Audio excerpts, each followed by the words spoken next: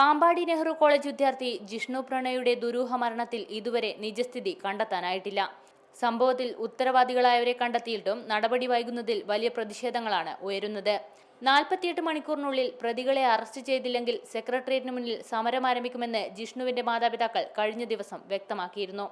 എന്നാൽ ഈ സമയം അവസാനിക്കാൻ മണിക്കൂറുകൾ മാത്രം ബാക്കി നിൽക്കെ ഇതുവരെയും പ്രതികൾക്കെതിരെ നടപടി സ്വീകരിക്കാൻ സർക്കാർ തയ്യാറായിട്ടില്ല.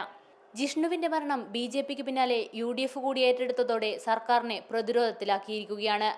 കഴിഞ്ഞ ദിവസം CPM പോളിറ്റ് ബ്യൂറോ അംഗം MA ബേബി ജിഷ്ണുവിന്റെ വീട് സന്ദർശിച്ചിരുന്നു.